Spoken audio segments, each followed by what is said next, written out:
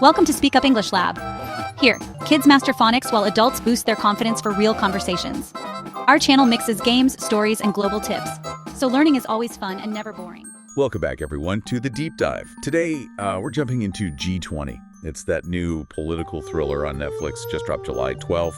Big premise, G20 summit gets hit by terrorists, turns into a massive hostage situation, and who's leading the fight back? None other than Viola Davis as U.S. President Taylor Sutton.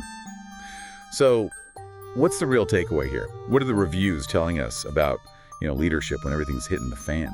Right, that's exactly what we're digging into. Our mission, if you will, is to pull out the key insights from the reviews. We want to see what makes G20 stand out, especially how it shows leadership and action under extreme pressure. Is it just another thriller? Okay, yeah, let's unpack that. First thing, obviously Viola Davis. The reviews are buzzing about her, not just powerful, but specifically as the first female U.S. president shown in this kind of, physically demanding, intense role. It really sounds like she's changing the game for what a president looks like on screen. What did the critics really latch onto there? Well, what's really interesting is how the reviews focus on the balance. She's not just action hero president, it's about how she mixes that, strategic thinking, the diplomacy, with real emotional depth and, frankly, vulnerability. It suggests that real strength in a crisis isn't just about force.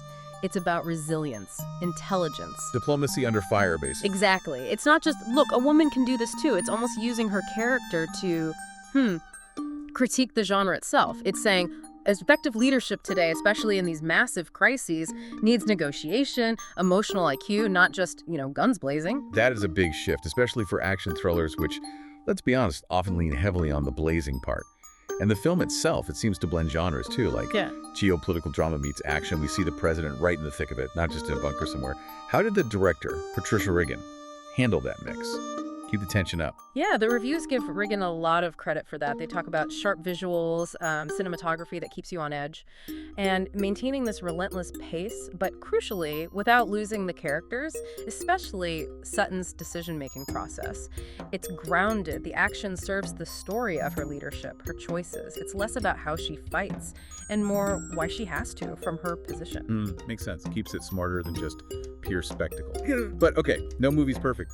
What about the downsides? Where did the reviews say G20 maybe stumbled a bit? Sure, yeah. Some common points came up. A few reviewers felt certain plot developments were, predictable. You could kind of see them coming. And the ending. For a crisis this big, some felt it wrapped things up a little too neatly, maybe a bit too fast. Also, if you go in expecting non-stop Michael Bay level action, it might feel a little light on that front.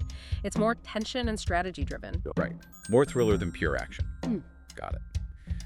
But the ratings still seem pretty decent, despite those critiques. IMDb's got it at 6.8 out of 10. Rotten Tomatoes audience score is sitting at 72%. And our own reviewer gave it a strong 8 out of 10. Yeah. So bearing all that in mind, who is this movie really for? Who should put this on their watch list? Okay, good question. I'd say definitely fans of political thrillers, the kind that value smart dialogue, diplomatic tension. Also, anyone looking for, genuinely strong, intelligent female leads who aren't just side characters, people who like seeing women take charge. And if you enjoy those high-stakes hostage dramas, stories about global leadership, courage under fire, this is probably for you. It rewards viewers looking for substance with their suspense. So the final word from the review seems pretty clear that G20 comes across as gripping, definitely smart, and empowering. Viola Davis is the standout, delivering something really quite different. It's not just explosions and chases, it's about leadership, brains, resilience, facing down huge threats intelligently. If you want a thriller that makes you think, sounds like it's worth watching. Absolutely. And maybe a final thought to leave you with, think about what a film like G20, with this kind of portrayal, suggests about how we're starting to see leadership roles evolve. Especially for women in these really high-pressure global situations. How might that shift perceptions of power and resilience, not just on screen, but maybe in the real world too? Something to chew on.